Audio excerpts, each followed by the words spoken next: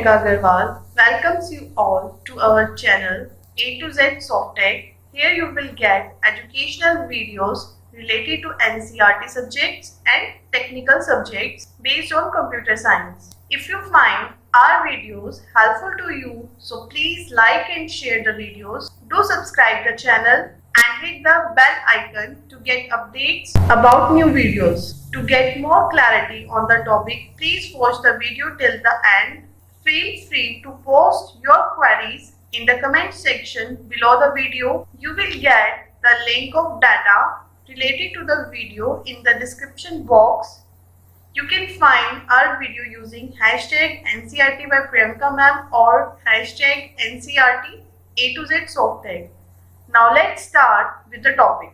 Today we are going to discuss first chapter, class 8 civics, that is the Indian Constitution.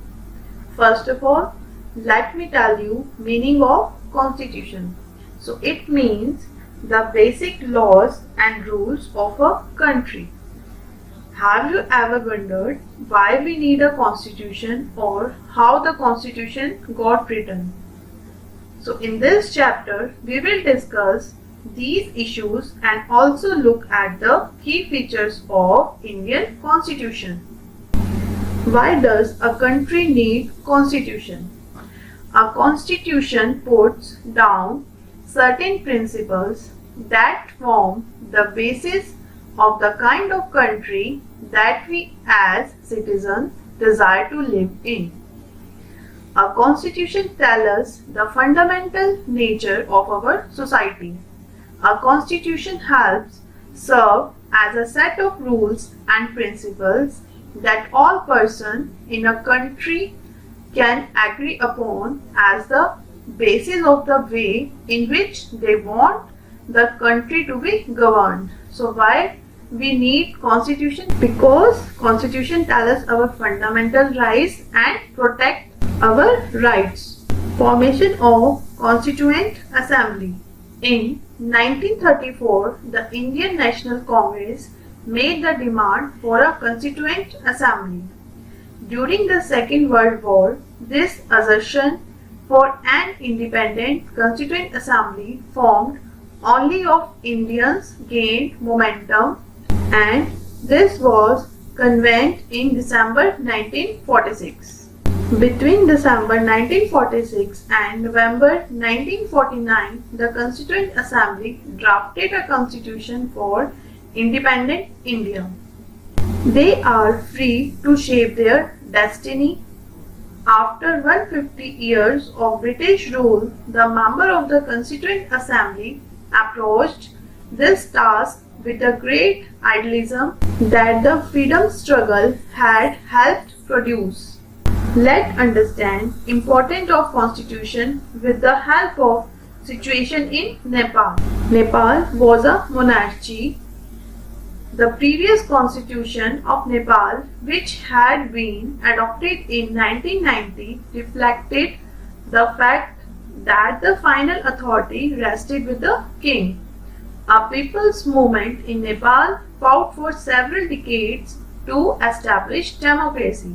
Finally, in 2006, they succeed in putting an end to the power of the king. The people had to write a new constitution to establish Nepal as a democracy. Here a question arises that why they don't want to continue with the previous constitution.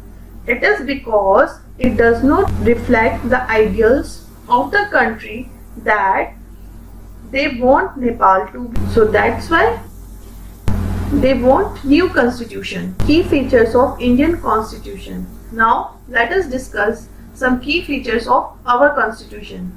Federalism. Federalism refers to the existence of more than one level of government in the country. In India, we have governments at the state level and at the center. Panchayati Raj is the third tier of government. Second one is parliamentary form of government. The people of India have a direct role in electing their representatives. Also, every citizen of the country, irrespective of his or her social background, can also contest in elections.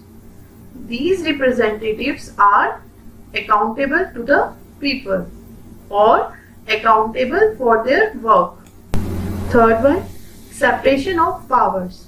There are three organs of government. These are the legislature, the executives and the judiciary. The legislature refers to our elected representatives, whereas the executives is a small group of people who are responsible for implementing laws and running the government. The third organ of the government is judiciary, and it refers to the system of courts in the country in order to prevent the misuse of power by anyone. Next feature of Indian Constitution is fundamental rights. So what is the meaning of fundamental rights? So those rights which are essential for intellectual and spiritual development of individuals. These rights are fundamental or essential for existence and all-round development of individuals. Also, fundamental rights protect citizens against the arbitrary and absolute exercise of power. The next key feature of Indian Constitution is secularism. A secular state is one in which the state does not officially promote any one religion as the state religion. So these are some key features of Indian Constitution. Now let's understand fundamental rights of our Constitution.